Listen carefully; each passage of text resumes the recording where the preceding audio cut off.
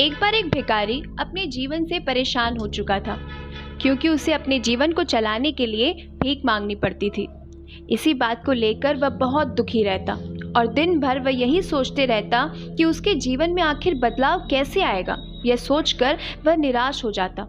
वह हर दिन देखता कि बहुत सारे लोग निराश होकर आंखों में आंसू लिए चिंताओं से परेशान लोग गौतम बुद्ध के पास जाते और वापस लौटते समय वे लोग बहुत ही ज्यादा खुश होते थे।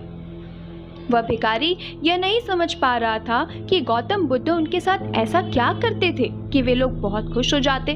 वापस लौटते हुए लोगों के हाथों में ना तो ढेर सारे पैसे होते, ना ही सोने चांदी, तो फिर ऐसा क्या था कि लोग बुद्ध के पास से लौटते वक्त इतना खुश हो जाते थे। यह सब सोचकर वह भिखारी निर्णय लेता है कि वह भी महात्मा बुद्ध के पास जाएगा और देखेगा कि आखिर वहाँ क्या हो रहा है कि दुखी लोग उनके पास जाकर खुश हो जाते हैं। वह बुद्ध से मिलने के लिए उनके पास चल पड़ा। जहाँ बुद्ध मौजूद थे वहाँ बहुत लंबी कतार लगी हुई थी। वह भिखारी भी कतार में लग गया। कतार में लगकर वह अपनी बारी का इंतजार करने लगा। देखते ही देखते उसकी बारी आई और उसने बुद्ध से कहा कि बुद्ध, मैं बहुत ही गरीब हूँ, मेरे पास कुछ भी नहीं है। मुझे अपना जीवन चलाने के लिए भी दूसरों से भीख मांगनी पड़ती है।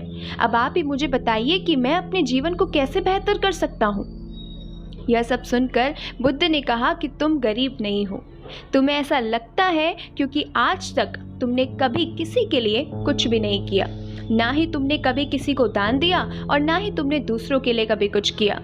यह सब सुनने के बाद गौतम बुद्ध थोड़ी देर चुप रहे और फिर उसे बोले कि तुम्हारे पास हाथ है जिससे तुम लोगों की सेवा में लगा सकते हो और दूसरों का भला कर सकते हो।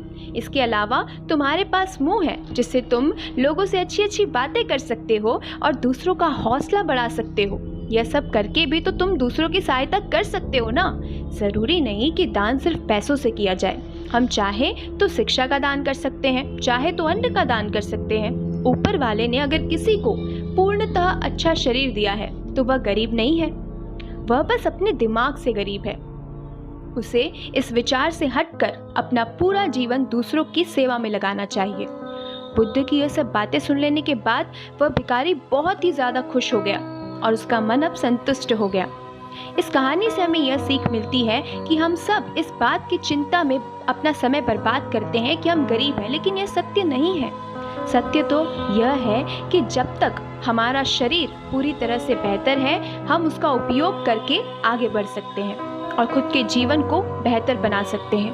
अगर कोई व्यक्ति सिर्फ अपनी गरीबी पर ध्यान दे और उसे बदलने की कोशिश ही ना करे तो वह मूर्ख है।